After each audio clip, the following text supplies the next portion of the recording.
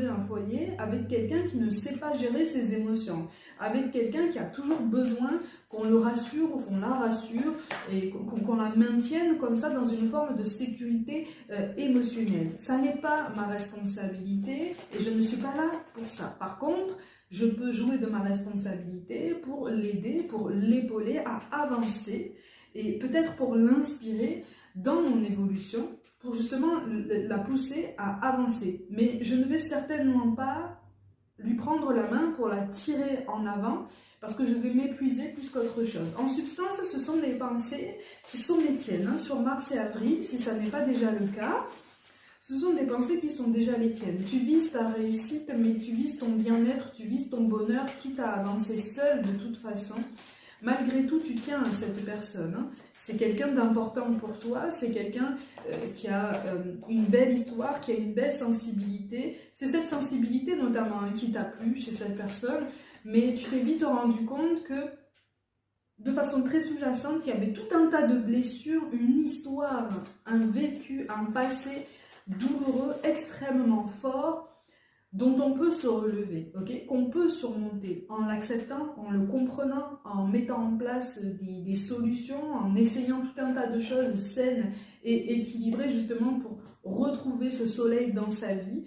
Mais quelque part, tu n'as pas envie d'agir comme antidépresseur par rapport à cette personne, tu vois. Tu n'as pas envie d'être comme un effet placebo. Parce que tu te dis, mais finalement, si je la laisse évoluer comme ça vers moi, elle va placer son attente d'une personne du passé à moi, et donc quelque part, elle ne va pas régler ses problèmes, elle ne va pas régler son insécurité, elle ne va pas régler son émotivité, elle ne va pas comprendre son histoire, et quelque part, elle ne va pas être dans cette acceptation pleine et entière de qui elle est, et de ce qu'elle a vécu, et de son parcours. Donc quelque part, elle ne pourra pas profiter pleinement de notre histoire et de ce qu'on va pouvoir construire ensemble en tant que deux adultes, deux individualités. Okay, c'est ce côté très fusionnel qui t'a dérangé, hein, de toute façon, par rapport à tout ça, par rapport à cette histoire. C'est ce côté très fusionnel. C'est pour ça que, encore une fois, c'est visiblement toi qui a mis un ralentissement à cette histoire parce que c'était trop lourd, tu vois. C'était trop lourd. Toi-même, tu as un passé très lourd, hein, de toute façon.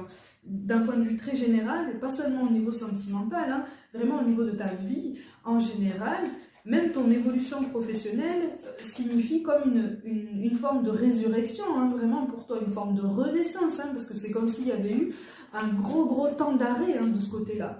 Donc tu refuses de mettre de côté ou de minimiser tes efforts pour ton évolution professionnelle au profit de quelqu'un qui va te demander